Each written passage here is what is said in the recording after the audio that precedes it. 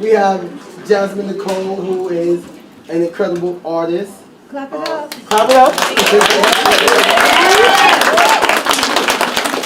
We have Curtis Smith. Like, he is like the celebrity barber extraordinaire. Some of the most famous cuts on some of your favorite artists. I ain't gonna say no names, some of them, but I'll let him do that.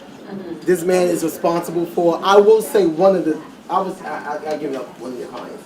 So he is Puppy's barber. So some of his signature styles, and Usher, like the South of France, that's that man right there. You know, so that's pretty cool. We have Red Pill. I don't even know how to even take this. Like for real, because the list can go on and on. I mean, he's from a motivational speaker to just designer. Yeah, I keep forgetting that. Stand up. You gotta show them. You don't need Gucci when you can get Kings County. I'm just saying, you know. So yes. So he's gonna be giving his, insight. You skip over me, I'm not important. We're gonna talk about rain. We have my partner in Elevation, who also creates these crowns, and this one happens to glow. Yes. It's lit, literally. It's literally lit. I said lit, I mean literally lit. Then she's also known as the Master Crown Maker. So the title, the slogan is, because every queen is not complete without her crown. So you go to a Master Crown Maker when you want to walk away with your crown. And speaking about a queen with her crown,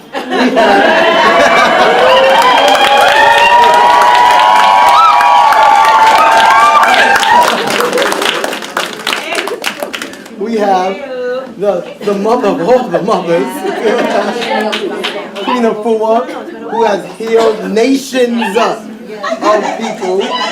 How do y'all know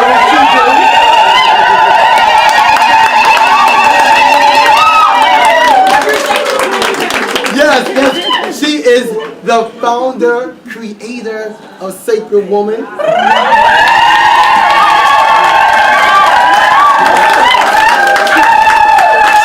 She just made trademark all things sacred. Of mothers. The mother of mothers. Then we have. I keep telling this woman, I gush every time I talk about her. It is the truth. I've always been a fan of this lady. It's not funny. I think she's incredible. It's just an amazing artist, have elevated and transformed into another type of amazing artist, healer in her own right, divine mother. So tomorrow for Mother's Day, she got to be out of here, so I got to speed this up. And Miss Soleil.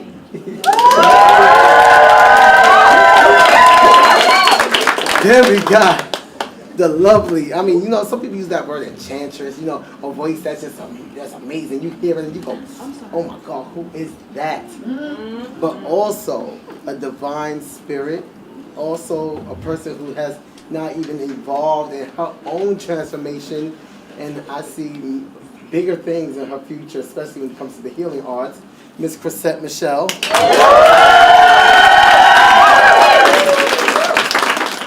And then we have my brother right here, who, once again, I said I had to call out when it came to working with the other brothers when it comes to our own healing, elevating us all so that we can be in a proper place where we are not toxic to the people that we come in contact with. The Heart Body God. And I'm going to rise and I'm going to sit down. She was trying to make me lay down. So. Give her a big round of applause. Yes.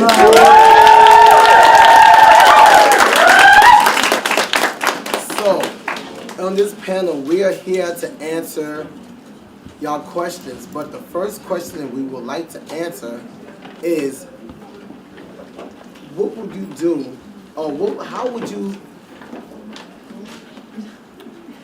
trying to figure out how I'm going to phrase this. Right, that's the question. That's always the question. Yes, how you. The question is, how do I ask the question? What would be, if if you could give somebody one advice for elevation, what would you tell them?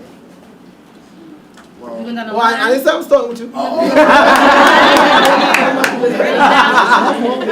Right, left. So I would love to go, straight down, and that gives, all you see, y'all lucky, y'all get time to think about it, but she got to go now. Hey, Jasmine. Damn, me? Okay. Yes.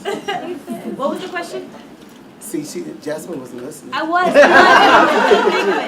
So, Something about elevation. yes, what would be your advice to the people in this room, how they can elevate? How to elevate. Yes. One piece of One piece of advice. To me, the biggest elevation is within self first. I highly, highly, highly recommend your diet. Your diet literally controls your mind, your body, and your soul. If your diet is not right, you are not right. Your mind is not right, your body, your soul, nothing. Emotional health, everything is disrupted. So my first key to elevation is definitely diet. Look at what you're putting into your body. Make sure it's the right thing. Today I found out that Whole Foods is giving, what's it called? GMO bananas. If the stem is green, it's not right. The stem needs to be brown. All right. So just look into what you're putting into your body. Thank you. Elevation. Mr. Smith. Okay, so when I think about elevation, right, you have to think about happiness, okay, and you have to think about how your life and your fulfillments bring you happiness. Now, everybody says, business or money won't bring you happiness, right? But we all need to survive, right? So I think in order for us to try to elevate, we have to learn things, okay? And we have to learn things that's going to help us to move forward in our lives. Because what's happening is, we get stuck and we get happy with just being able to go to work and go home. And we're not thinking about the other things that's going on out there that we're not taking part in that we can use to elevate ourselves and our community. Okay? So I think it all starts with knowledge. And I think if everybody in this room have a desire to complete or accomplish something, okay, do the research to find out what it is that it takes to do that. And then start taking steps towards it. That's the only way I think you can elevate yourself.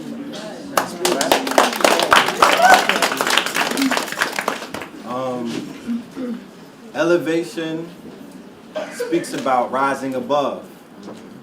So, in my humble opinion, to tap into elevation, all of us should be focusing on the fact that we need to rise above. Tomorrow is Mother's Day. That's a very special day. That day speaks about the energy that's very dominant on this planet right now, and that's the divine mother energy, the divine goddess energy. And people often say that energy never dies, and it's not just a slogan, it's not a catchphrase. You could look around this room and you could see the energy that the Queen Mother has touched, right?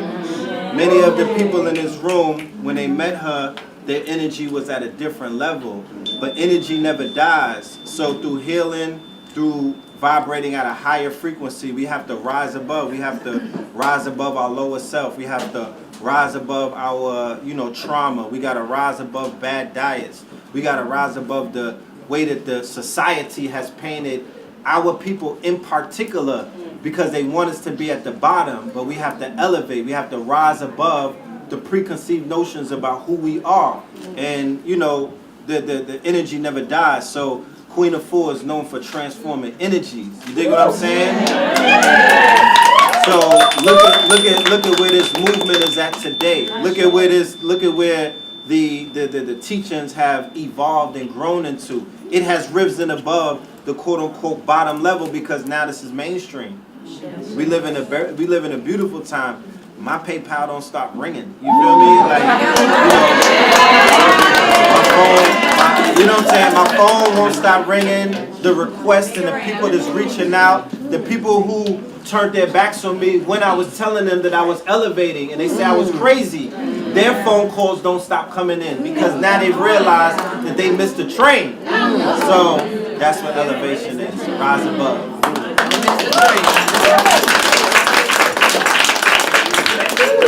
I'll make mine really quick. is all about investing in self, knowing that you are worth every single investment in life. When you invest in yourself, every decision in your life will start to elevate, because you start to realize back, like I said before, you may find that you are too qualified for the position that you're in at the moment. So when you invest in yourself, then you are now able to see that you are worthy of even more. So that would take you to a whole nother level in life.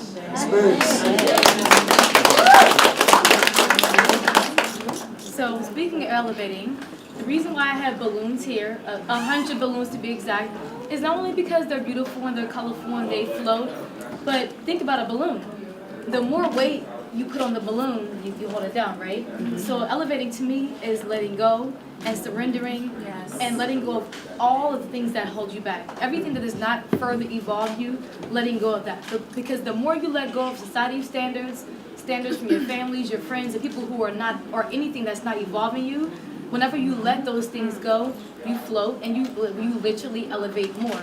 So for me, it's even not only just when it comes to family and friends and society standards, but when it comes to yourself. There are things that you have in yourself, there are expectations that you have that you still have to let go of to surrender to the Almighty, to the universe, to oneness, to God, to Goddess, in order for you to elevate. So the more you let go, the more you grow, the more you float. So that's what elevation is to me, is surrendering and releasing.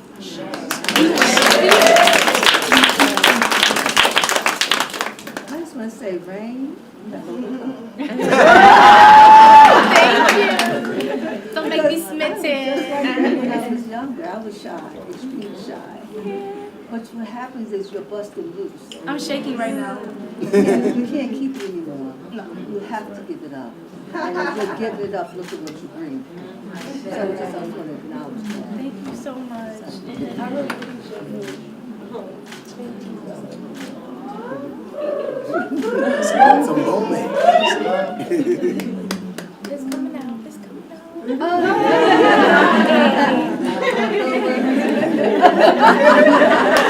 Shoulder. Well, I mean, so many things come to me, but what comes to me is mother and father. Forgive your mother right now and your father. I don't care what they did. I don't care how they did. They did everything that they knew that they could do with what they had to work with. Because that's our initial relationships. And if we don't heal those, then we married them, same relationship. You know, keep cycling the same pain. So everyone tonight, before the night is out, say to your mother, your father, your parents have made the transition. Thank you.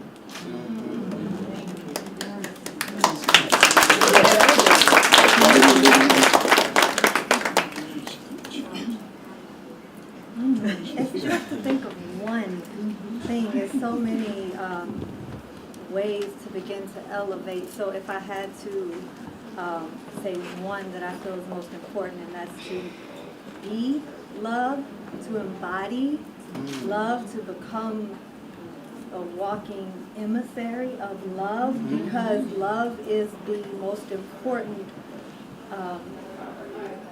growth-promoting frequency that we can have inside our bodies on a cellular level.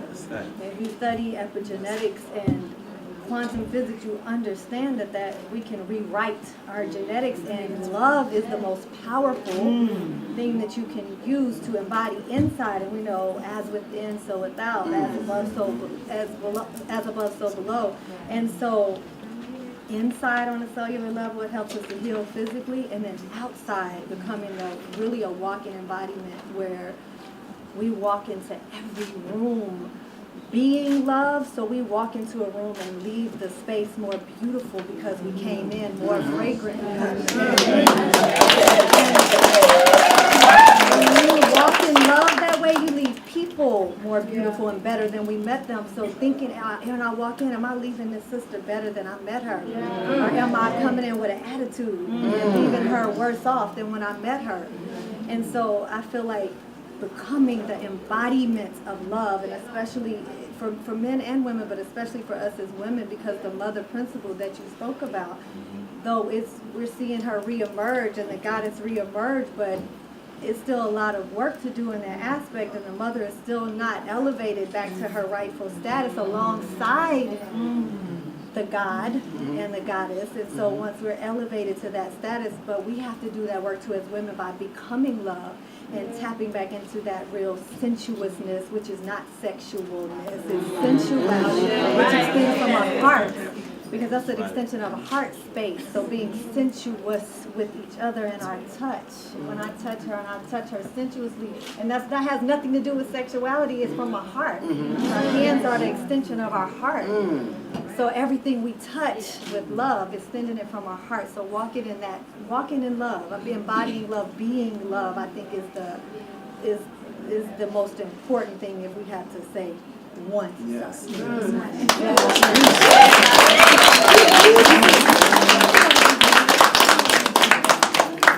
Like everybody said, it is very difficult to bring it all into one thing.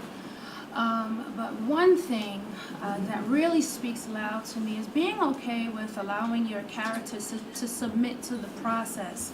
So a lot of times we've spent years building our character and becoming something and growing something and feeding something and sowing into something and investing into something because life takes work. Living in this love space takes real work. But then here comes life with this process. And so it doesn't mean that you don't have character. It means that your character has to be tested. So one of the main things that I've learned so far, and I'm 36 right now, essentially, right, is that if I'm okay with submitting my character to the process, then I can prove my character, not just to people, but also to myself and to my destiny. I can walk to the next level, but I sometimes your character does have to be proven with the process.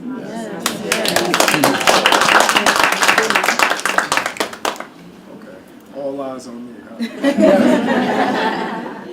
So my whole thing is I want to start out with everybody who's came here and participate. That just goes to show that y'all love yourselves. And I would like to say I appreciate and love y'all from the bottom of my heart. And from my aspect is that I come from a 5%ers background, aspect. So I go by the number 7. Number 7 is the universal number of perfection. And from that definition, it means your imperfections are your perfections. So that is my key. That is my key to the term elevation, because a lot of us we keep ourselves stagnant on the things that we consider imperfections.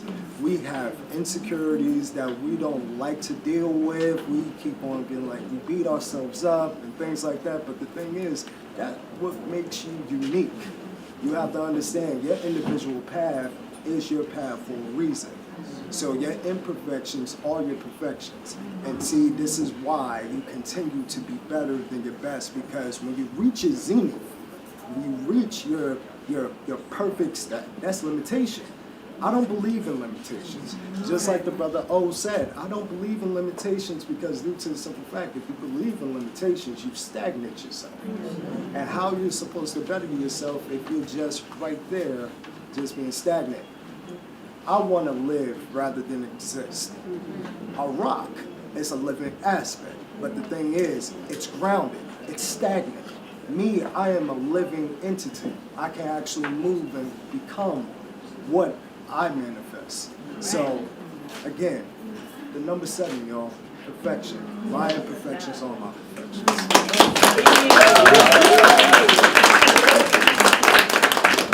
At this time, I'd like to open up the floor for questions. And how we're going to do that so we don't talk over each other is we go down the line. So you ask a question, and then each person will answer that same question. Is that, y'all good with that? Yep. Other questions can be for a specific person. Or the question, yeah, unless the question is for a specific person. Yeah. Correct. Correct. So do y'all have any questions for anybody on the panel? So my question is for you. And you talk very powerfully about imperfections, which is fantastic, because a lot of people push away aside their imperfections and they're trying to work on being, great and perfect and whatever it is. And so how do you embrace like your because how do you work on being that better person? How do you work on embracing things that society is telling you is wrong with you or something that shouldn't be so? Like, you know, whatever it is, a lot of people have a lot of stuff going on. So how do you make that, you know, how do you bring that close to you and embrace that and become one with it, become a team? My number one thing to myself is, and this is why I tell the brothers in my Black Men's Healing Circle, is that communication is key. And it's not just to everyone else that's around you, but also to yourself. You have to actually speak to yourself and be like this, you know what? What are the things that are actually causing me to be sad, to be negative, and things like that? And when you actually start naming these things out, and a lot of people gotta understand, your words are rituals. Those are actually spells that you're putting out. So when you actually continue to speak on the negative aspects of yourself, guess what? You start to detach from your genuine self, then you have this alter ego self. And when you have this alter ego self, it will ruin your life because you don't have no control of yourself. You will actually see yourself doing all these negative and heinous aspects towards yourself and also towards your environment. And it's like this, damn, how am I supposed to control the wheel? You are the aspect of your own destiny, meaning that you have to gain the control. And that's all about communication. Now, I'm not saying that it's supposed to happen overnight, but you have to name the things that are negative and positive about yourself. And the thing is, when you actually see these things and you say to yourself like this, like, damn, I'm tired of it, I'm tired of it. You ever heard this saying, I'm sick and tired of being tired? You're like, everybody say, I'm sick and tired of being tired. But the thing is, what are you willing to do to communicate to yourself that I want to do better with self? And for me, that's what I worked on. I spent years being stagnant, feeling pathetic about myself, putting myself through the wire as far as not appreciating myself. And a lot of people, they look at me and they be like this, nah, I can't believe that was you. I'll be like this, oh, really? I was like this, listen, what you see now, it took a lot of self-work because I had to be open with myself. I had to talk with myself. I had to forgive myself. So that's my advice to you, sister.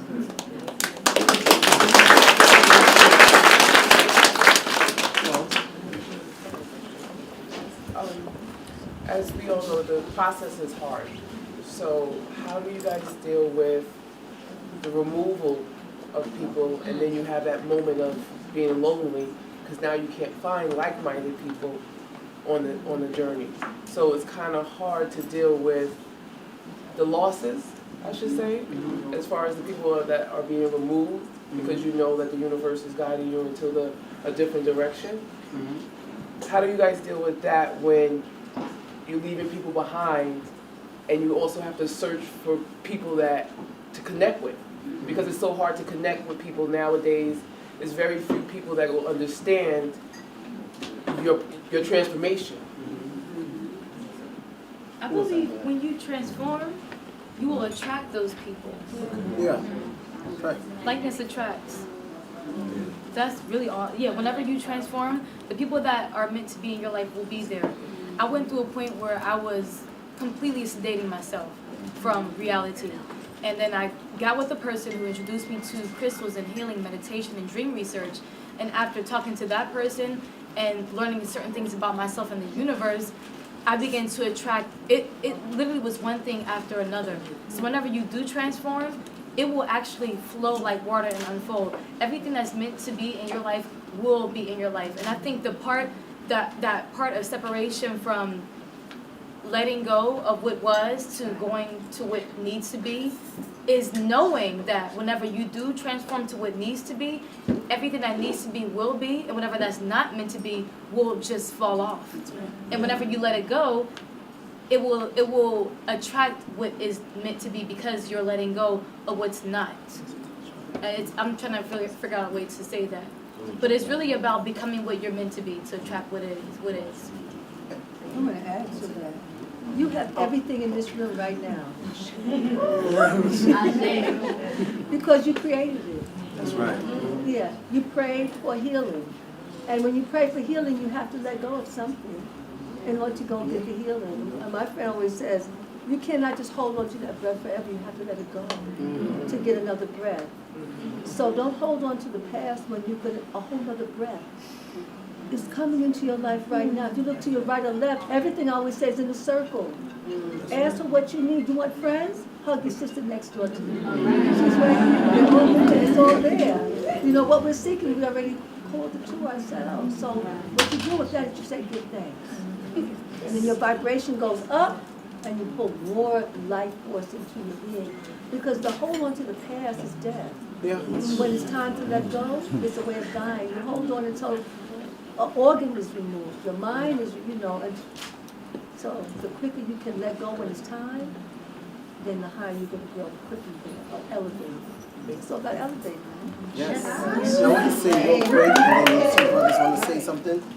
You have to take the initiative to create the life that you want. Like I said earlier, if you're in a position or in a place that you are no longer comfortable at, make a decision to move from that. If it's not working for you, like Queen just said, let it go. But it starts with you taking the initiative. Unless, I'm going to just speak straight from the heart. Unless, Let go. I gotta let it go. Come on. Unless you are comfortable with being stuck and being perceived as the victim, say, I'm not one that's comfortable with being a victim.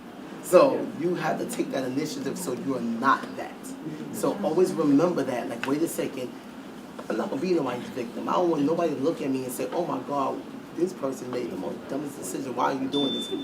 Sit there and say, you know what, I'm going to do everything in my power to put myself in better positions so I can attract exactly what it is that I want.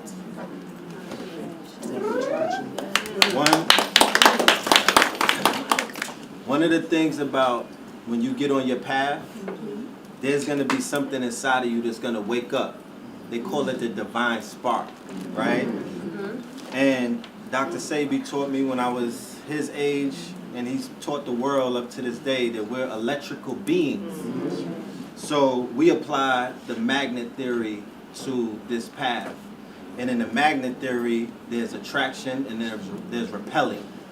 So when things don't serve your purpose, you're going to repel it with your energy, with your force.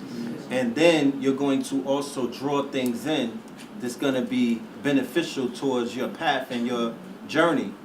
And we all go through those phases of what is known as like seclusion or solitude, but it's almost akin to what the butterfly or the caterpillar goes through transformation. And the catalyst, when it becomes the butterfly, there's a cocoon phase of you going inside of self. So there's going to be a phase where you're going to repel a bunch of people because you don't need a bunch of people, because it's about you at some point. You see what I'm saying? You're going to actually work on you. And then you'll grow those wings and you'll fly with those monarch butterflies, because remember, the butterflies go on trips. They leave the caterpillars behind and they travel across the world together to go ahead and see their blessings and whatnot. You know, they're not doing that in the hood. So prepare to grow your wings. Prepare to leave the caterpillars behind, because they'll follow you. They'll grow their wings later on down life. Like I said, my phone is ringing from people who turned their backs on me 10 years ago and said that we was crazy. Now they're on the wave. So don't focus on the now or the people. Remember, because if you're held back, there's certain energies that are hindering you. You have to repel that in order to attract that. Remember, you attracted this room. You created this room. I remember a time where this room was in existence. It was not. I'm sure Queen AFUA remembers a time where this room wasn't in existence. So all of this is a manifestation. All of this is a creation. All of this is the magnetic pull of the divine spark of something that's going on inside of you. So that's what that is.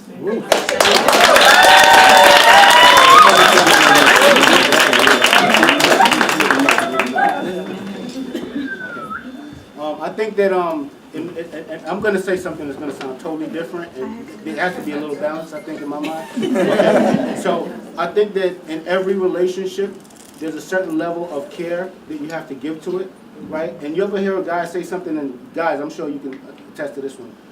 Yo, she crazy, man. But honestly, half the times it's not her that's crazy. It's us that made her crazy. You understand what I'm saying? So what happens is, sometimes in relationships, you enable people. You know, you don't tell them no when you're supposed to tell them no. You don't stop them when you're supposed to stop them. So then they grow into these habits, and then they start to think that everything's okay. But the problem is, you're not okay with it. So you start to grow resentment inside of you. Then you start to look at those people differently, like those people shouldn't be in my life. But what you really need to say to yourself also is, what is it that I can do to make this person fit better in my life? Because maybe there's something this person needs, okay? Sometimes you have a hater, people call a hater, right? Let me explain something to you. In the business that I do, I get a lot of that, right? You know what I do? I include them. That's right. I include them. Hey, I know that you just want to be a part of this. Why don't you come on down, let me hear your ideas, and let me try to get you involved in the situation. They become your biggest cheerleader. That's right. So the point I'm trying to make to you is that we have to kind of own up to some of these relationships and understand that we're spoiling people. You know, your kids are jumping over the chair. Why? It's not because they're bad kids. It's because you're doing bad parenting. Okay? You're doing bad parenting. You should have checked them the first time they tried that. But you let it go. You ever see somebody come to the barbershop and they kid wilding out, and then the minute you say something to the parent, didn't I tell you to sit down? But you was there the whole time watching them. And you didn't say nothing. You understand what I'm saying? So we allow relationships to go out of control, and then when we feel we can't handle it anymore, we start to cut them off and say that they're toxic. You understand what I'm saying? Let's just practice a little more control.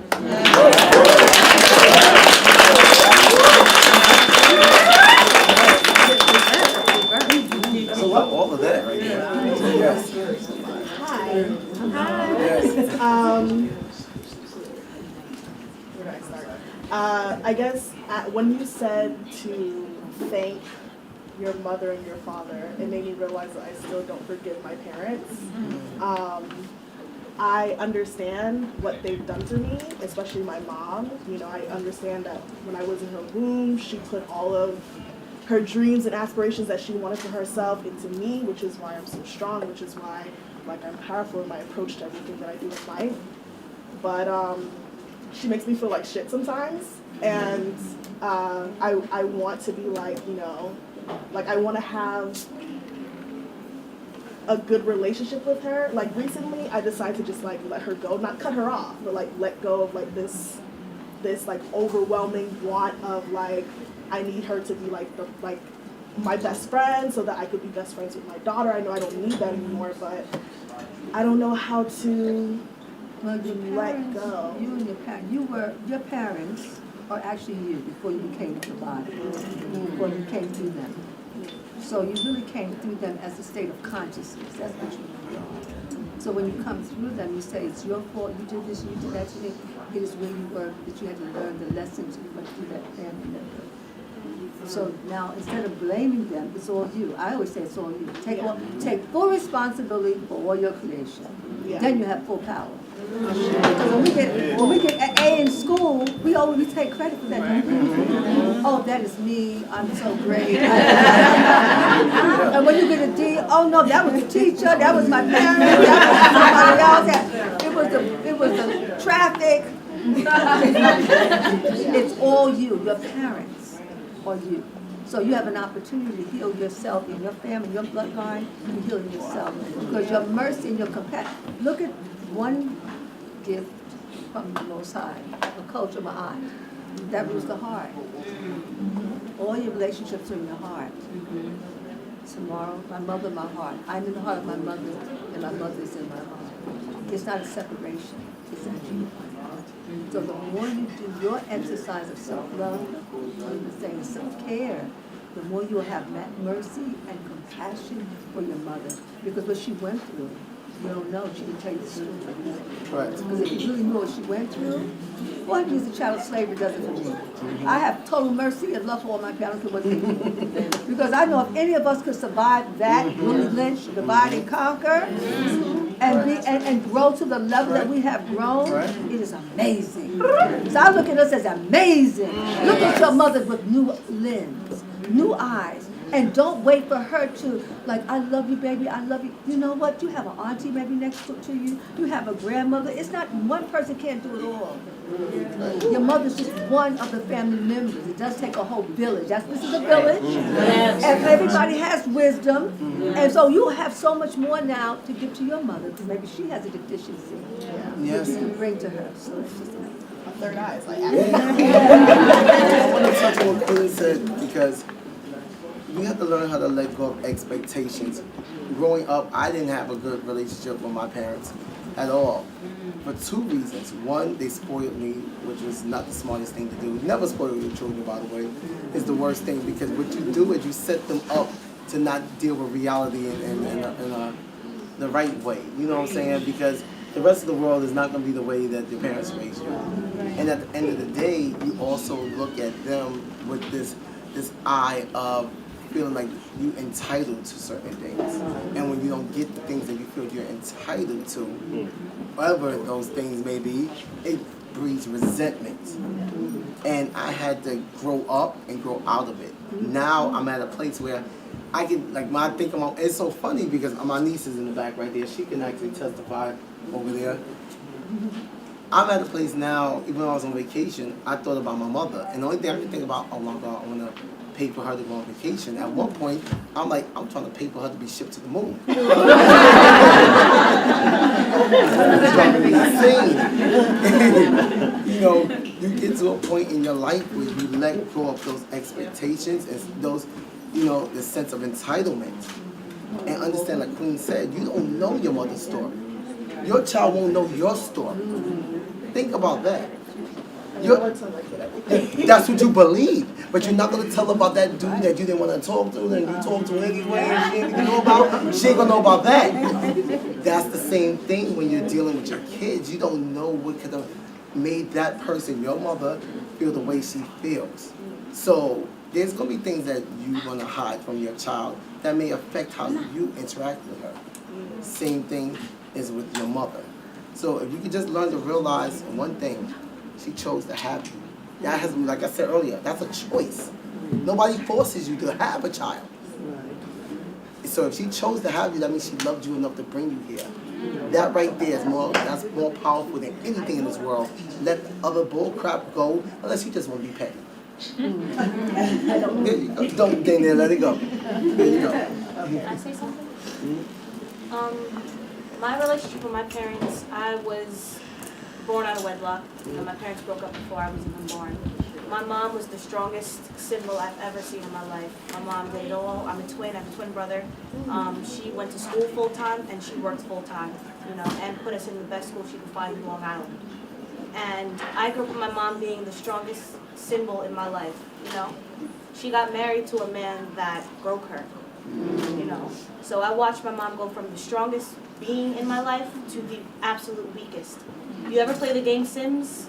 You know, when they go in the house and they turn red, and then they go outside and they're green?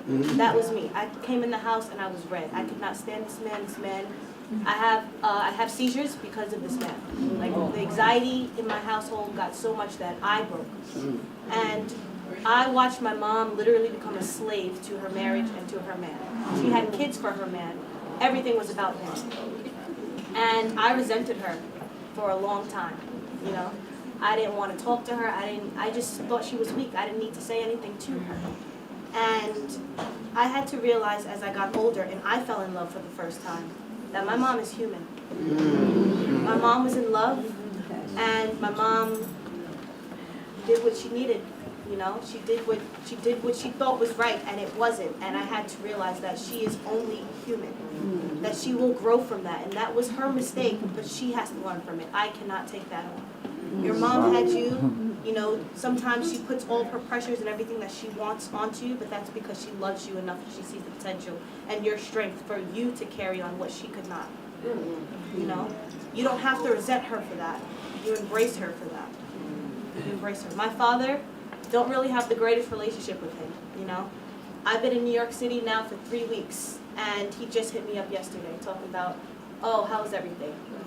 You need food? How's your rent? Blah, blah, blah. And I'm like, I've been here for 3 weeks. What you mean? Rent's due in another 2 weeks. If I wasn't eating for 3 weeks, I'd be dead. Like, hello, you know? And I'm learning now that I need to forgive my father. I do.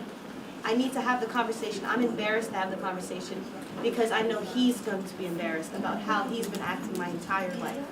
But I have to forgive him in order for me to move forward. Your relationship with your parents reflect the relationship you have with yourself and the people in your life. If you cannot forgive them, you cannot forgive yourself and anyone else that crosses your path. You have to forgive them.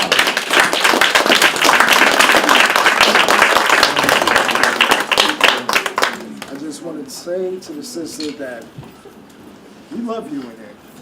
Just know that. We love and appreciate that you are here.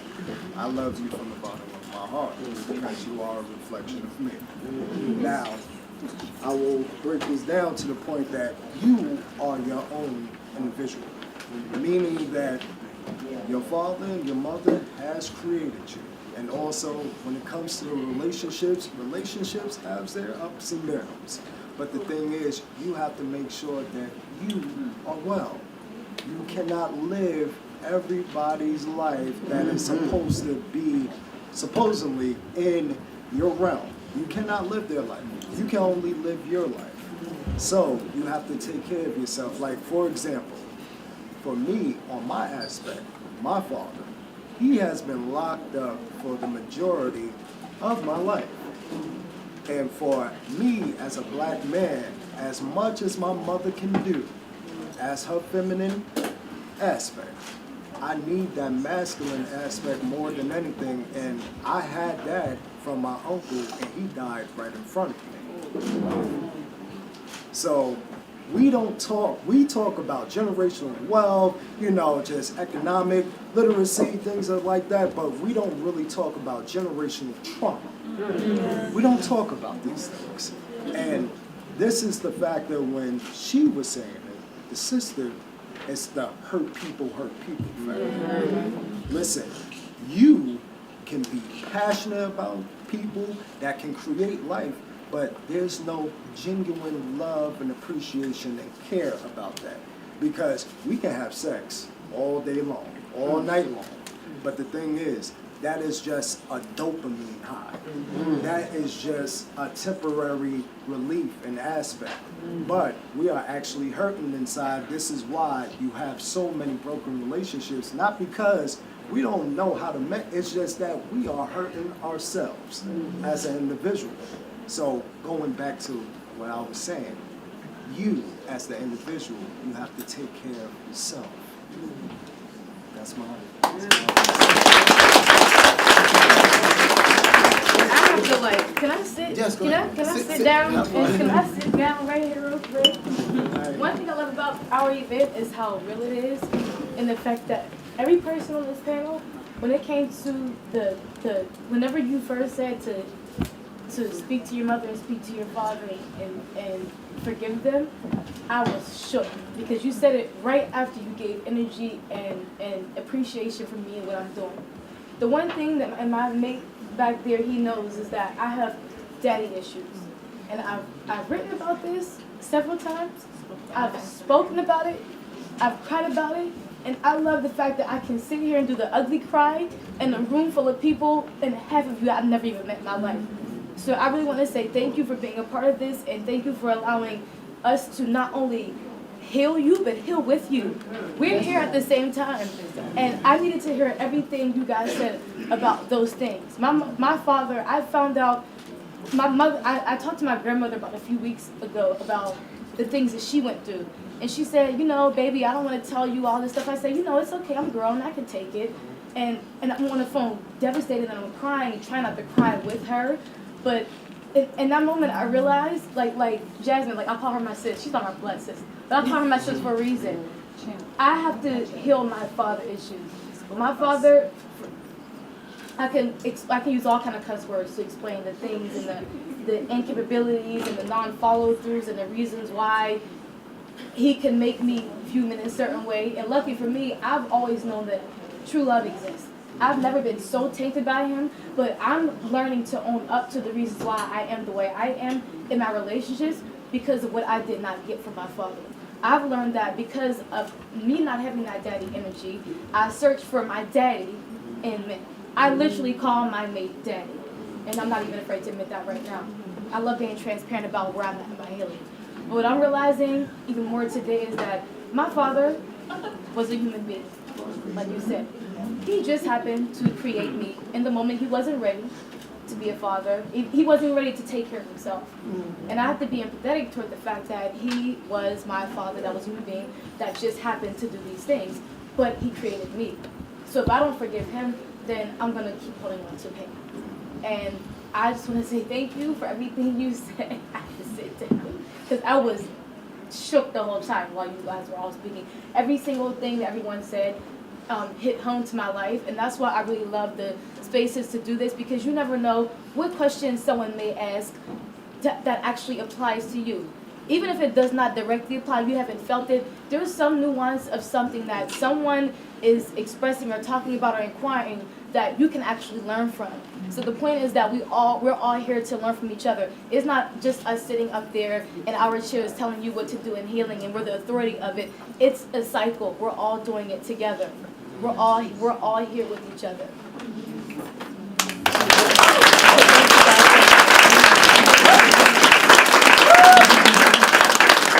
We're going to take 2 more questions. Yeah, I got a question. Yes, sir. Yeah, so I've interviewed hundreds of speakers, peoples throughout the last decade, and met some of the most brilliant brothers and sisters on the face of the earth. And it seems as though, been to countless spiritual conferences, it seems as though one of the hardest things to accomplish when I interview and I just analyze everybody that I come across is finding your true love or your soulmate. So I've seen people accomplish their financial goals, their career goals, their goals as far as their children, their goals as far as their health. I mean, they're as healthy as can be, they're damn near breatharian. But when it comes to finding that love, that soulmate, I see a lot of lonely spiritual people, advanced people at that. So why does that seem to be the thing that kind of seems to be so difficult for everybody in this room?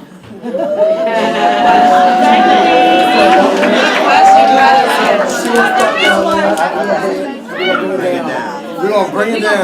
Bring it down.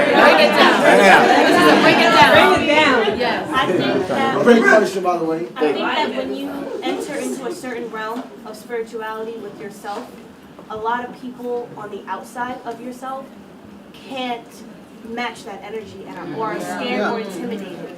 It doesn't matter if my brother over here all the way at the end, high energy, spiritual realm, crazy. I don't even think I'm there. So if I was to get with him, would I match him?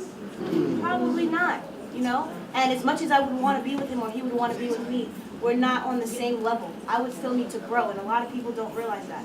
You can be as spiritual as you want, but you still need to grow. You need to grow yourself, and you need to grow together. Relationships are supposed to be like this. They're not just supposed to go straight up, and a lot of people don't understand that. They want to grow together, be together all the time.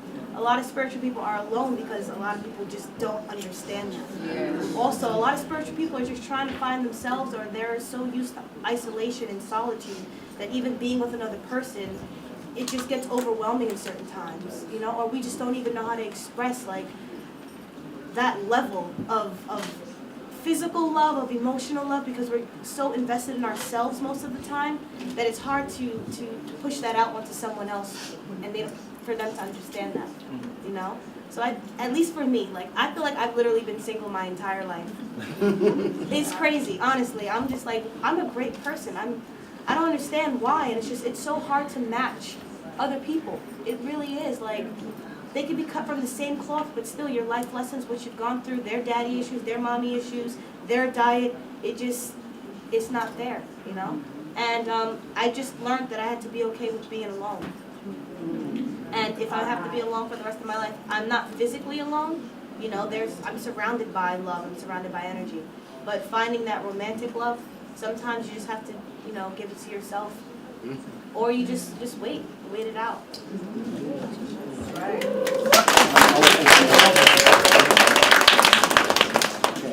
So I've been married to my wife right here. Come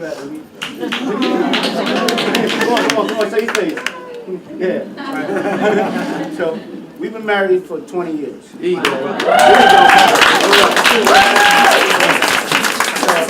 I think at this point I can say a few things on that, right? So I think what the key to finding the right partner is putting things on the table from the first date. You know, it's kind of like when I met my wife, we went out to dinner. Okay, now some of you women might think I'm a jerk, but what I was doing was trying to figure out who I was sitting at the table with. Okay, so we went out to dinner, and the first thing I said, one of the first things I said to her was, and I was only playing, but I just said it to see what the response would be. I said, you know, when I go out to dinner with a woman, especially if it's her idea, she should have her half, right? She should have her half. And the first thing she said to me was, I don't need that from you. No, but honestly, the only reason why I said that was because I was in a position where I was making a certain amount of money. And a lot of the women I was dealing with were really just trying to get access. You understand what I'm saying? So my thing was to find out if this is a woman that wanted me to just pay for everything she owns, or if this was a woman that wanted to be my partner. Correct. You understand what I'm saying? So at this point, when she said, I don't need anything from you, it was kind of like a, okay, we're over step one. We're over step one. Step two. Okay, let's have dinner. I want you to come by my house and I want to cook for you. Come to your house? Yeah, I want you to come by. I want you to see who I am. I want you to see how I'm living. I want you to know everything about me before you go on another date with me. Okay? Come by. I cooked her a really nice meal. She was impressed. She liked my home. She thought it was clean and it looked nice. And things like this were the things that kind of laid down a certain foundation. Like, I'm not just trying to have sex with you. We never touched each other. We went to bed, woke up the next morning with full respect. Okay? When the time is right, the time is right. But the point I'm trying to make is, I had to make sure that I like her and I had to make sure that she liked me first. Okay? And that was the first thing. Everything else out the window. We got to see if we like each other. Then we have to lay the law down. What is it that you don't go for? So I know right now. And I'll let you know all the stuff I don't go for. And at the end of this conversation, if we both feel like this might not work out, then we just saved ourselves a lot of trouble. You understand what I'm saying? So the things that I don't go for, she was okay with. The things she don't go for, I was okay with. I said, I think I can do this. And she said, I can. And then we was like, okay, let's live the rest of our lives together.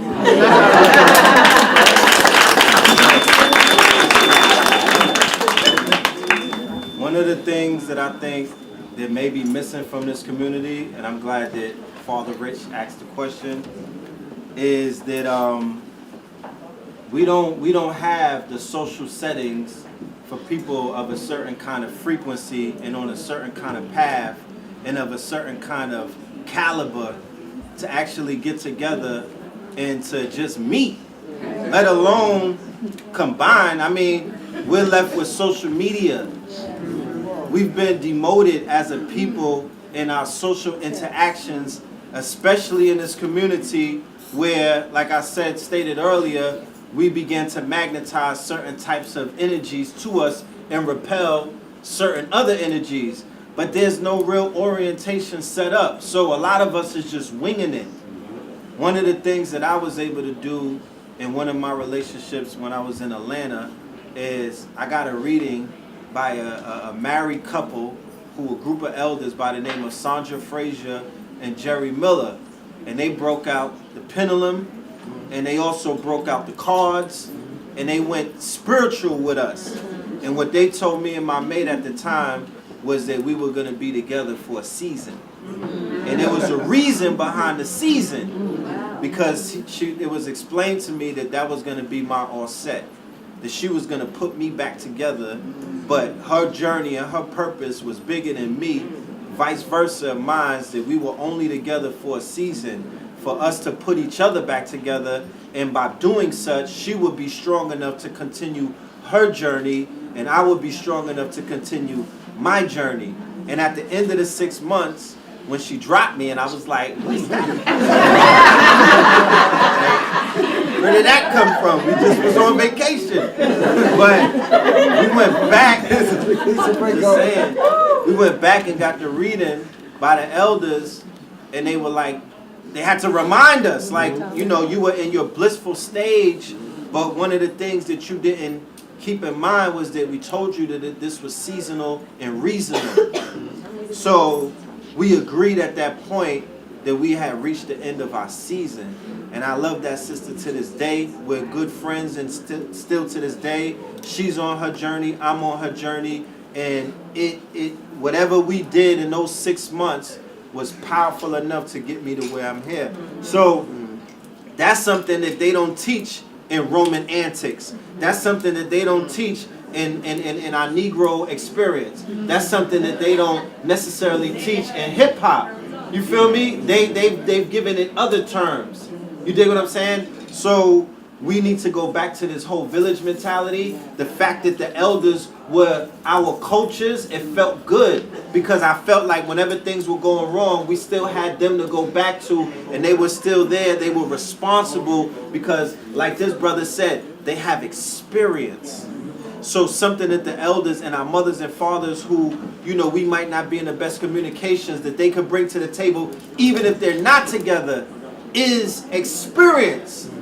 They've been here longer than us. So they know certain things that we might not know. So we should begin to move a little bit like that. But I'm saying all of that to say that those of us that are promoters, we should hear the cries of the community that they're lonely and they want to meet their mates and they feel like they deserve it. I got sisters who are qualified and they're like, yo, where are our men?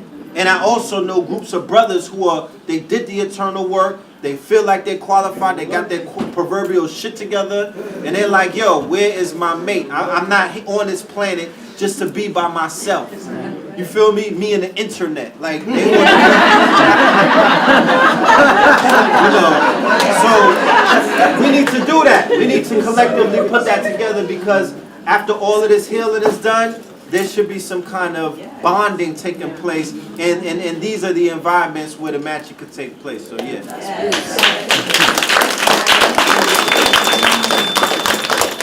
I have to skip over me only because I think all the things I probably would have said was just taken. You know.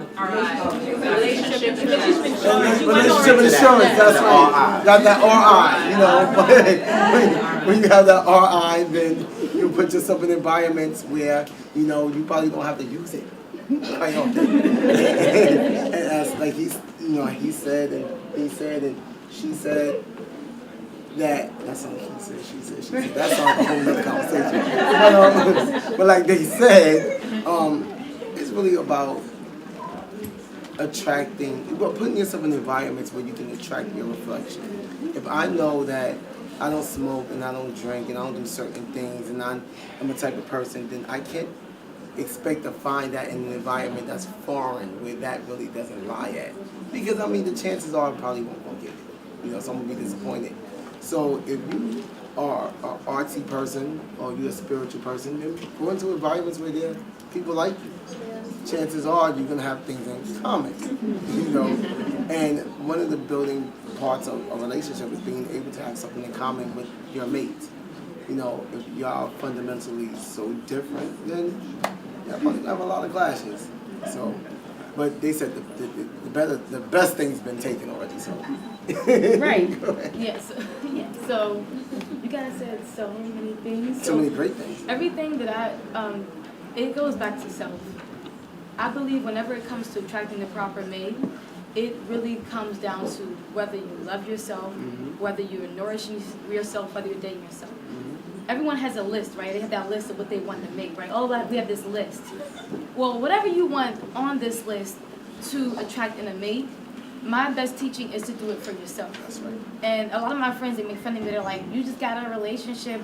How are you getting in a relationship so fast? How are you in love so fast? Like, what is happening to you that you can attract love this fast? One, my own BS.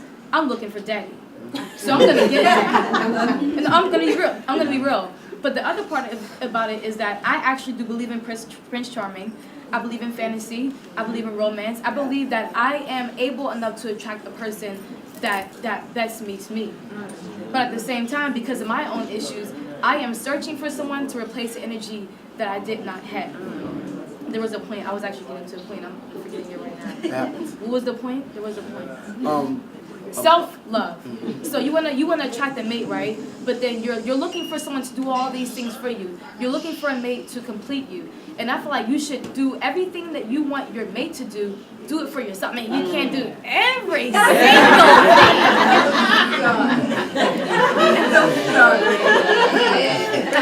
Where's my mate at? He's not praying, man.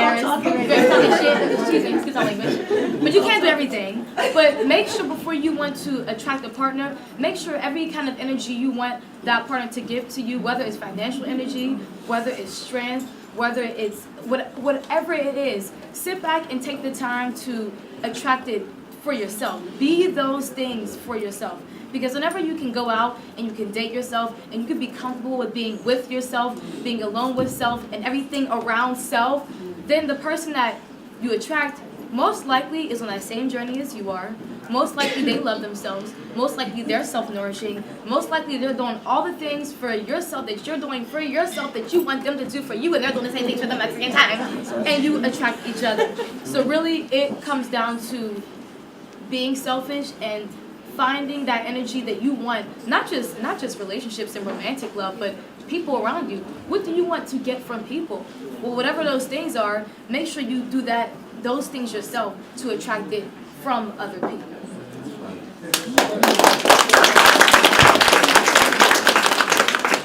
I want to acknowledge that we have a new ancestor that has just entered in the ancestral realm today.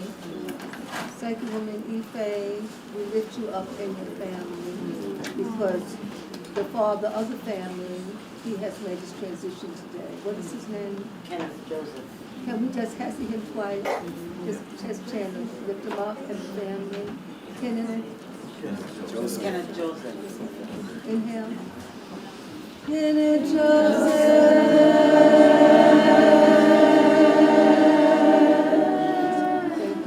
Such a wonderful father to your children. They love you. They mourn for you. And again, inhale, exhale. Kenneth Joseph. Thank you for loving our sister, Ife, and for her loving you and shedding her tears because she loved you so well. To they will have a powerful transformational journey. Give thanks. And I also say that because of the daughters, if your father only looked at you for a moment, I want to say thank you. You know, because sometimes if the father stays in the house, he might hurt you more. So you have to give thanks that he left when he did, because he was probably not able anyway at that time. And so when he comes 20 years later, he's afraid at that point to even speak to you. But when he comes, because you cried and you prayed and everything else for your father to come, then open your heart and say, my dad is here, whatever. And the sister was angry at her father all her life, and then one day she finally met him, and he died a week later. You understand? So your gratitude has to enhance. One day you'll be a parent already. I just wanted to say that because we always think as parents, we're just the best. I did this, you have a list. I did this, I did that, I did this, I did this, I did all that you did. And when the child grows up, they say, oh, but you know what? That time when I really needed you, you was not there. And you said, but I did all the other things. So if you are so grateful to your mother and father, then when it's your time and you're on the scales of my eye, your child will have mercy upon you. Can I just say that? I am a woman of experience. I've had 3 soulmates. And how I look at it all, it's all transformation. I don't look at it as a divorce because they were all my lessons. And I thoroughly received my lessons. I studied them all because they're all me. So it's a self-study of myself. So in my analyzation of my own self, of what state of mind, what attitude, how was I thinking, what was I needing, what was I feeling void about, how was I eating, everything showed up in this being that I attracted and brought and grew. I created that relationship, and I analyzed all the stages of my life from myself, where I was that brought that relationship. So the last relationship, he's the love of my life. I said, how in the world? I mean, you look at the book, you say, oh my gosh, look how she's looking at him. And for his birthday, I did dance for him. But I danced for the whole nation because I love my whole nation. But also, you get to a certain point in your development that you get real about your next level. And our levels, we're both Garveyites, raised to be Garveyites. So it's about the people. So we did this and we did this, and 19 years doing this and study and grow together. But I don't really see it that way. Well, I don't really see it that way.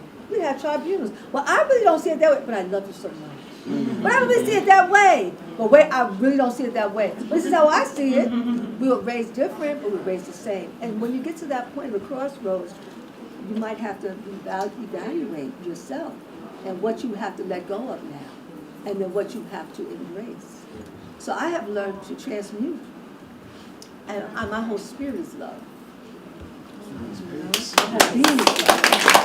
So it's not so much an individual, because I'm older too.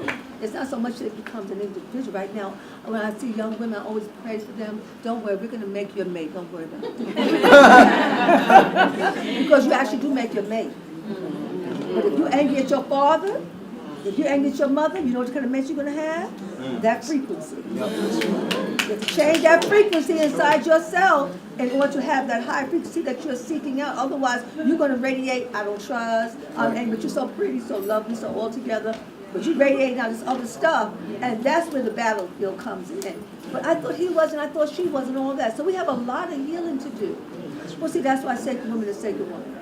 Because the women our rites of passage, we miss that. We miss our rites of passage as the women, and we miss our rites of passage as the men. So the men have to huddle and get those men, pull those men in, right? And teach them from your experience. And the women have to huddle together and teach them so that they will not be broken when they see each other. And if we are a community and a village that we are building and growing, then when there's an issue, you have us to come to. And we will walk you, and we will help you, and we will show you the way to make it work. Okay, so we're going to work with each other and heal all our relations. So love your mother where she is, and love your father. And your heart will no longer be broken. Because otherwise, Daddy, this is not your daddy. This will be your mate.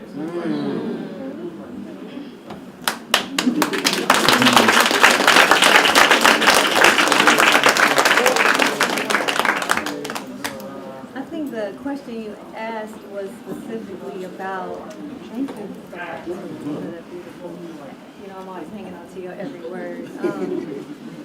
But I'm going to speak specifically to you asking about a specific and attaining a certain level. And you say that these people that you've studied and looked at and interviewed have attained a certain level. And it seems like they have a problem at that point when you get to a, you know, and you have attained all this spiritual success or enlightenment and knowledge and wisdom, and they have trouble attracting or having that divine mate. And I think that part of that is that when we're on that path, we're seeking and we're open. And our hearts are open, and our spirit is open, and we know that we don't know, and we're seeking, and so we're really open. And then when we think we've arrived, and we think we've gotten to a certain level, we start to have these absolute beliefs that lock us in now, and now we're stuck in this belief that I know what I know, and it's a little less humility because I know this and I've attained this certain level and I know. And I think it's our guru that says the one thing that freezes the human intellect is having an absolute belief system, because now we're no longer seeking and open, we're believing, and that's dangerous because we get into a pattern of belief and nobody can change that.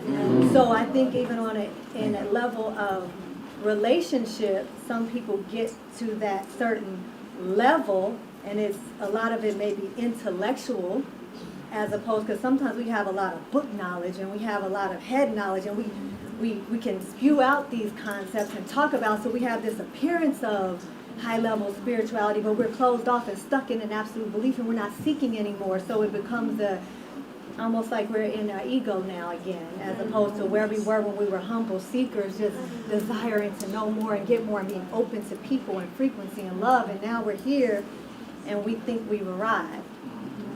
And so I think that part of that then begins to close you off to being open and receptive to love and understanding that we don't know everything, even if we're stuck in a set belief system that we don't know. And when we're seekers and open, we accept other people's imperfections and perspectives and tend to be more loving as opposed to if we get locked into this set of I have to have and this has to be this way, and thinking more about what are you bringing to the table instead of what do I have to offer you, how can I be of service to you, how can I offer love to you, and then that energy attracting someone else with the same spirit as opposed to what are you bringing me to the table. And a lot of us walk around with that when we so-called attain, and none of us have attained full enlightenment or we wouldn't be sitting in this room. We still have work to do on this earth plane. And so we get to these levels and think, I have arrived and nobody can match me. And now you know who's my mate? Because ain't nobody on my level. Well, that's the problem. So I think that the more that we elevate, the more we need to seek and continue to seek and always have that heart of seeking and not get stuck in these absolutes, and just being more open to love and understanding that too, that we don't own anybody or anything, that we don't, that our mates that we do when we find that divine counterpart, that they don't belong to us. Like, that's my man, it's my divine counterpart. No, he still is my that I'm calling him now, for lack of a better term. Divine counterpart is his own man and his own person, and I don't own or control him. He can do whatever he wants to do. I get to decide if I want to deal with him. But he knows he can do whatever he wants to do. You understand what I'm saying? And the lesson in that is that we all are going to learn that lesson. And one of my teachers said that you're going to learn that now, or the maggots are going to give it to you. You don't own nothing. You don't own nobody. And I always add on to it and say the maggots or the fire, depending on how you decide to go about it. You get burned or you going in the ground, but you're going to get... We're going to get the lesson in that way. So. I have a quick question. Hold on. Sure. Just hold it for a quick second. That was like a whole seminar. Let them two finish. He have to make a statement, and then I want to hear your question. Thank you, sweetheart. I'm done. I'm done.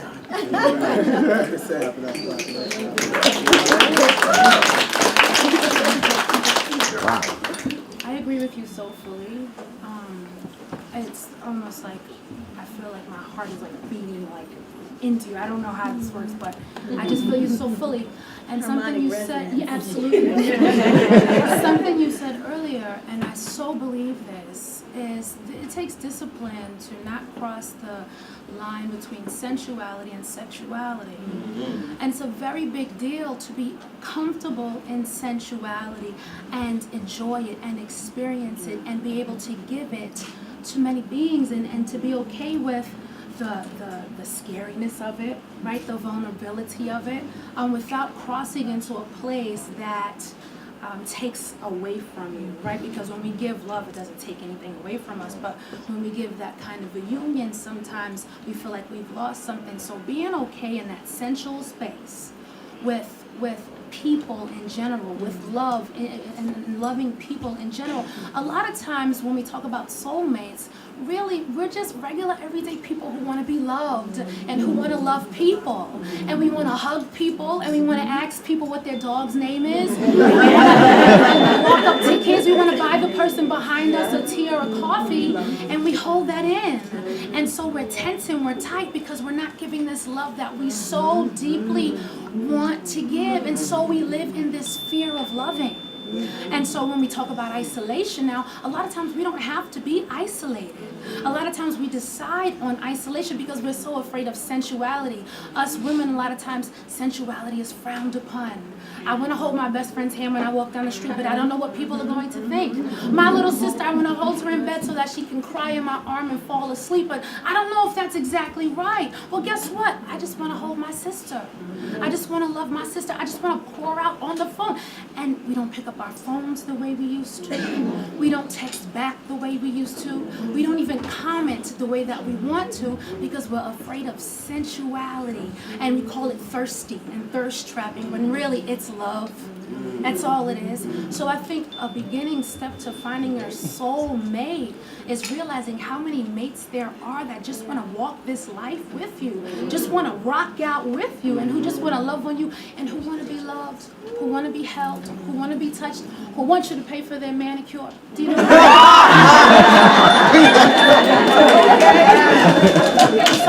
so all I'm saying there is it's okay to love all the time. And your soulmate is going to be attracted to that love that you give. And he or she is going to reciprocate that love because they see you doing it already. You don't have to wait till you meet your soulmate to love.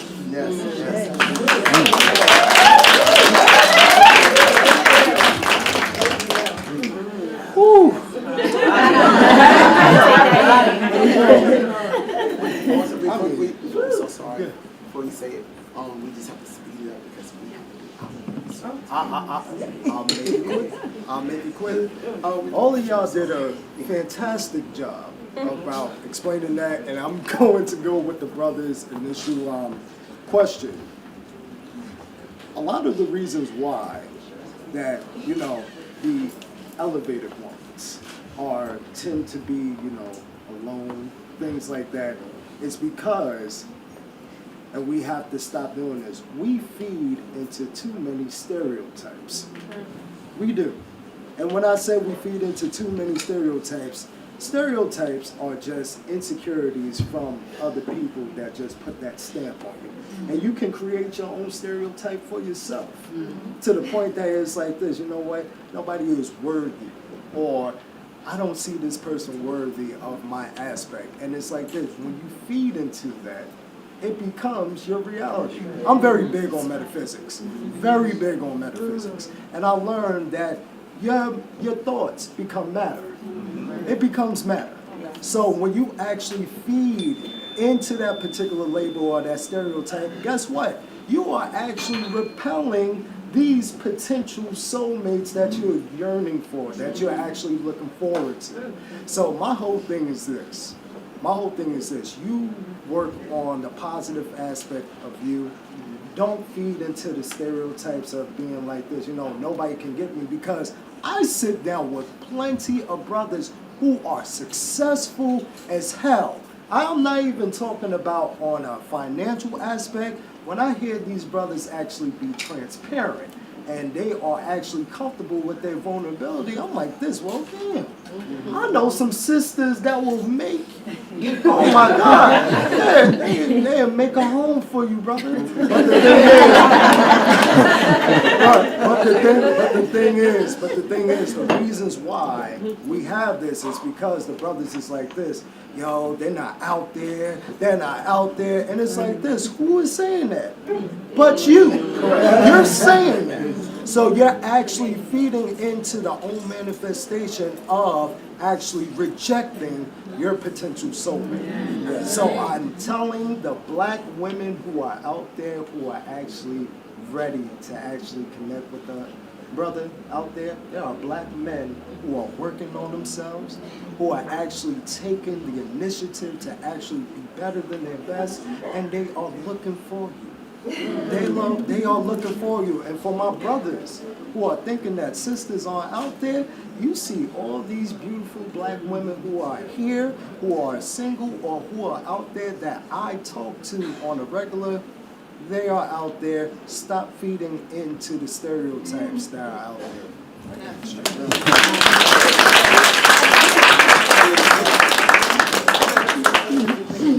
They all y'all move. Y'all words are. I can't even make this stuff up. Brother Red Pill have an announcement, and then I have to take that sister question in the back, and then we have to, it has to be so quick because we have to really wrap this up soon. Family, we have a special guest in the building tonight by way of our brother Nick Cannon. We have our brother Dr. G in the building, who is... We're going to be filming some segments for the documentary, the Sabi documentary. Nick Cannon specifically instructed Dr. G to come down here with the camera and to catch some of you beautiful people that have showed up today who could speak some words of either encouragement or what Dr. Sabi means to you, the movement, the mission, the missive and whatnot. I think the brother might be set up. We're gonna set up outside quickly to get people's, you know, just something real quick and whatnot. So that could be incorporated into the documentary. So that's what we wanted to say. That's which is incredible. When y'all go out there, either we can go outside, back there, or in the front on the reverse. We gotta be out by 8 o'clock. 7:15. So if y'all, so if y'all want to start right now. So You had one question? I know. Excuse me, I did brother. get back on track. Yes, sir. If you want, we can finish up here, and I could just wait outside so that. All of that. We have one more performer. We have a woman Yes, here. and we definitely gonna have her come in, and she's gonna bring some beautiful energy, some more beautiful energy to the space. So after we get this question, then you guys can do that, and then vendors love y'all. Y'all know I do. Clean up. But we have to start wrapping up. It's about that. Okay. Yes, so my question was in regards to the parent-child relationship. I'm the oldest girl in my family, and in Caribbean families that holds a lot of responsibility within the family. I try my best to keep my family together, including but limited to my parents who are not together anymore, but obviously they have me in common as well as my siblings. The problem is my father is highly narcissistic, and it is extremely difficult to have a relationship with him, even if I bow down and crawl to him. What would you recommend? Like, my whole life I've been trying to prove to my father that I can be somebody. I beat every single odds that you can think of, including but not limited to being paralyzed at 19. I was a teen mom. Both of my kids are in college right now. I live on the water. I've done everything to prove to this man that I'm worthy, and it's not enough. And this is my dad. How do I move forward? Allow him to be himself. That's all You I've have been to doing. allow him just to be who he is and not trying to shift him, make him anything more. Be grateful that, see, maybe some of what he is inspired you to make it happen. Absolutely. To break barriers. Because you're waiting for him to do all of this. You did a great job. I love what you're doing. The more that he would not do, the more you would be inspired. So you're going to take something adverse to something really positive and powerful. And no longer expect him to be anything other than who he is, and bless him. And just thank him from your own heart. You have to say, don't you understand? Just say thank you, Daddy. Give thanks. And that's it. Because he has done some things in his life that's great. Because look at you.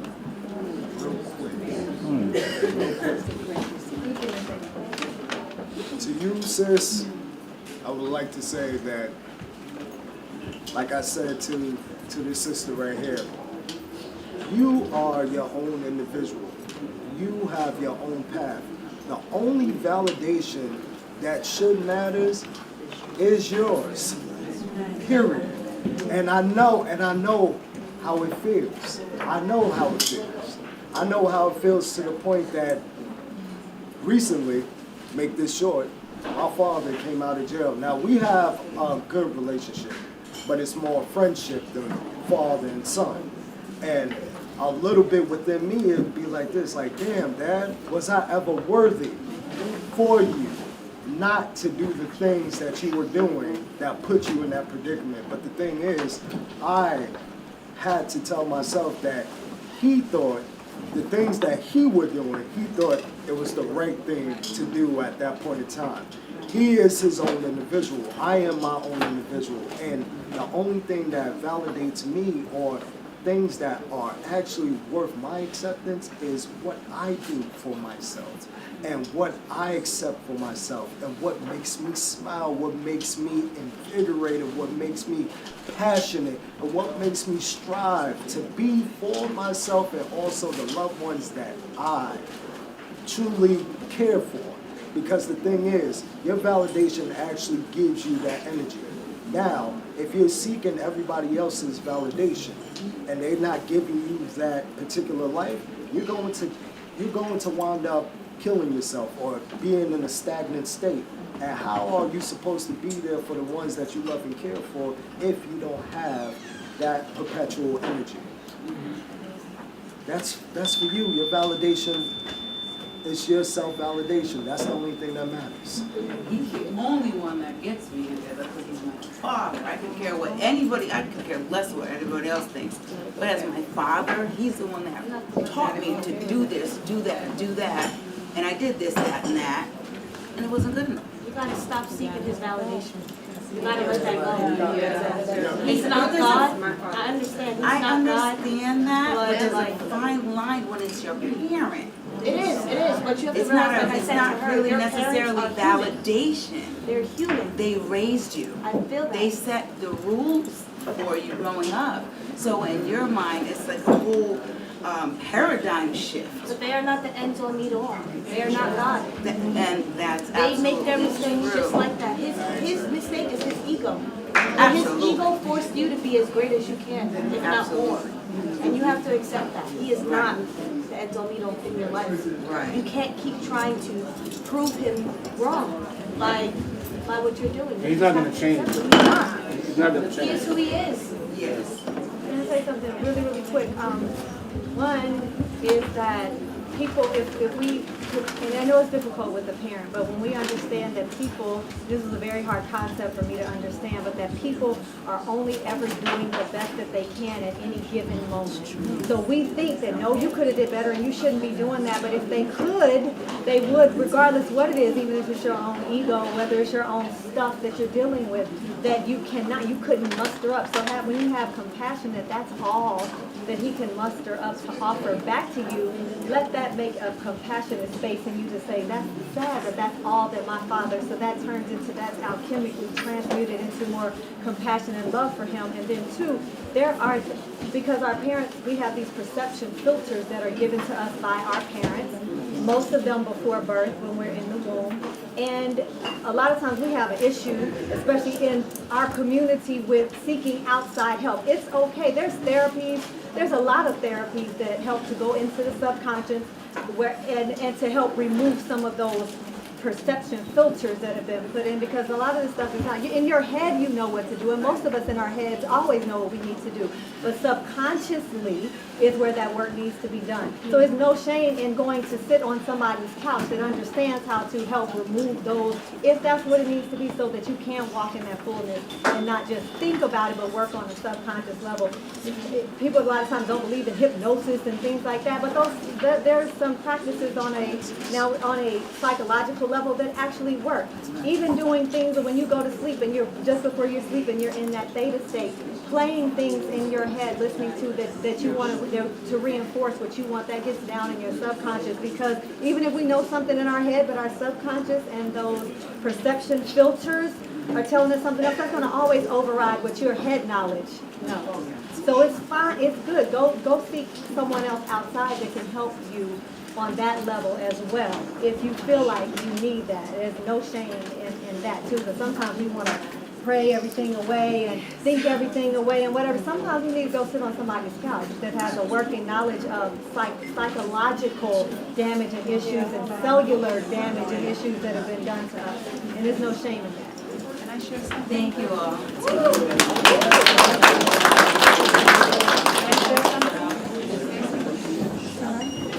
No, I just wanted to speak.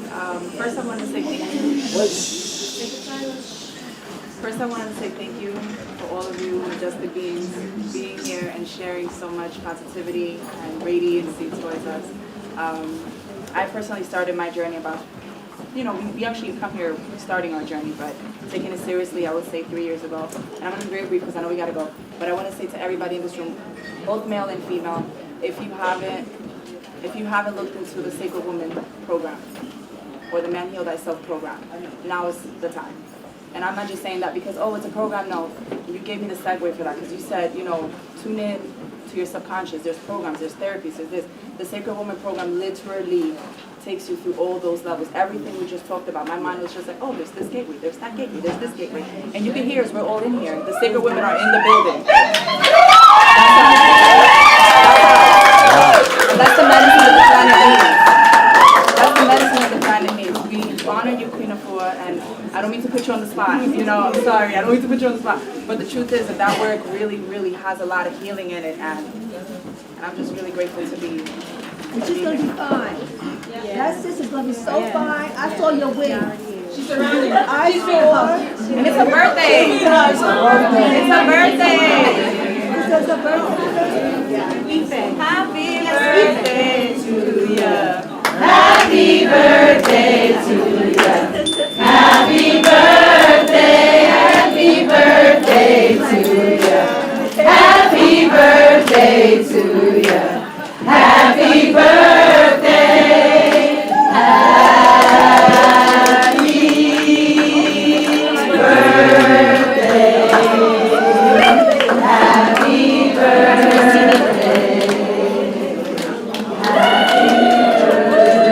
Peace, everybody. How's everybody doing? I'm gonna do a quick. Wait. Quick.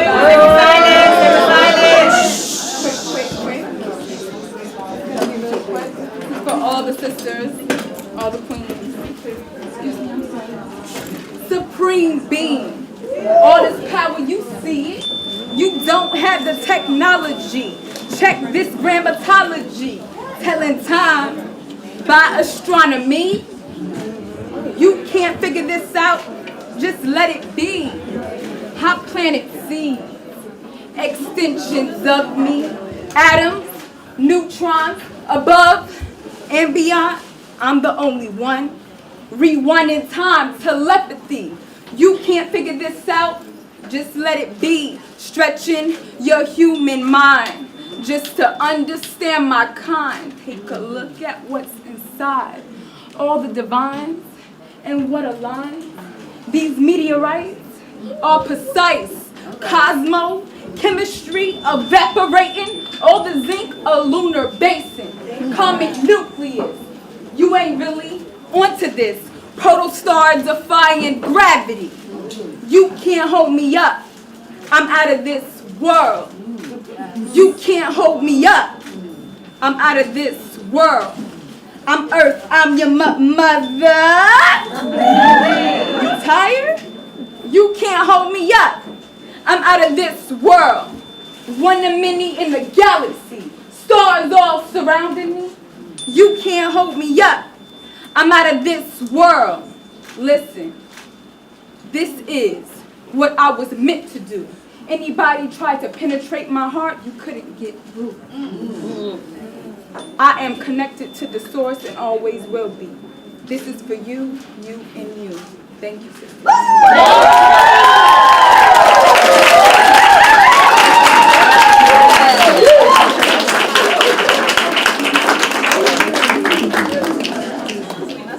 Thank you. I just want to say everybody have a beautiful evening. Today is a day that I'm fasting. This is actually the month of Ramadan. So I came all the way out here from Jersey to just like share with you guys. And I haven't even broken my fast yet, so I haven't drank any water of food yet. Because I really just think that we need to connect as a group of people. We have so much to offer each other. And I'm here because I appreciate every last one of my people. And I learned so much throughout my journey, but I'm still here searching and wanting to know more from all the beautiful souls in this room. Thank you so much. I bless and thank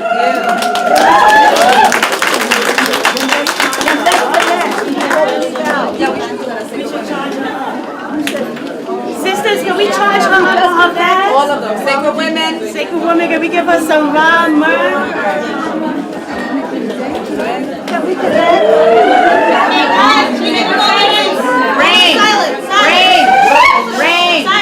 Rain.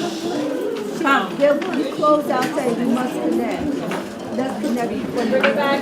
You didn't break your fast, but we're going to charge you up. We're going to charge all of you up. Brother, Charging you up. Take a deep breath in. And exhale.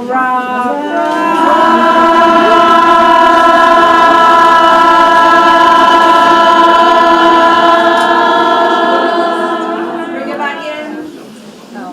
Press some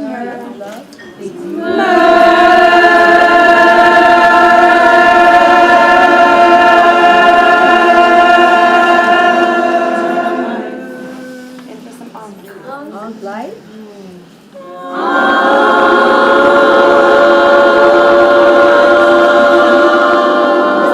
Let's tune up. We might hurt. Let's try it again.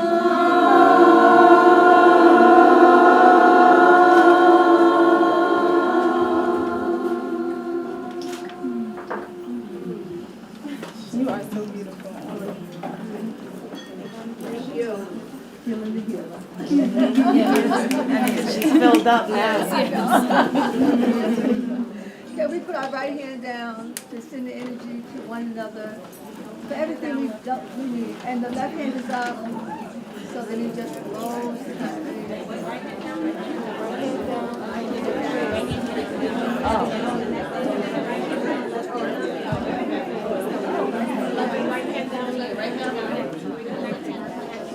Who's else in the room?